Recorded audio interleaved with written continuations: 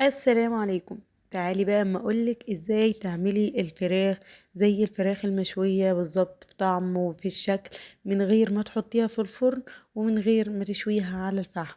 وده كله هنقليه كمان على البوتاجاز. كنت عملتها معاكم قبل كده، الفراخ المسلوقة، بس حطيتها في الفرن. اول حاجة بنجيب معايا حلة نحط فيها مية.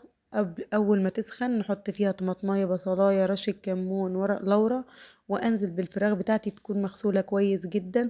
أكون عاملاها في محلول نقع يكون فيه دقيق وليمون وملح، وتسيبيها نص ساعة منقوعة وتغسليها كويس جدا، تصفيها ومننساش الليمون طبعا ومعلقتين خل.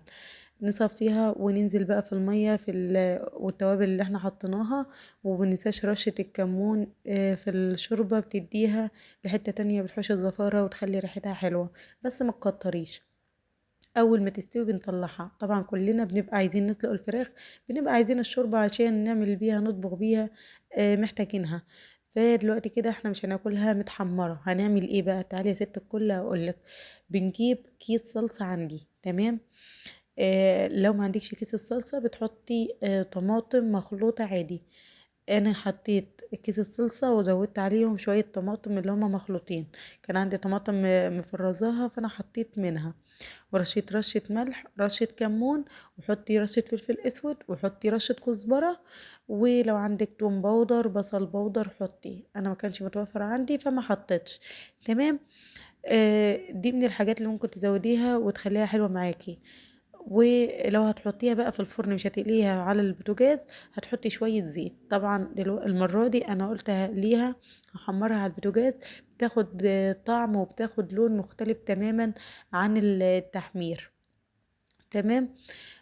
بحط بقى الخلطة بتاعتي دي على الفراخ كلها.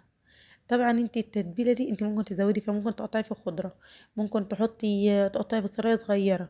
بس لو عندك زي ما قلت لك توم باودر وبصل باودر هيديها طعم احلى واحلى. رشه بابريكا بس مش محتاجينها، يعني تستغني عنها عادي. بعد كده الزيت سخن على النار وبنزل بيه بالفراخ بتاعتي. اول ما تاخد لون هقلبها الجنب التاني، وتبقى كده خدت اللون المظبوط معايا.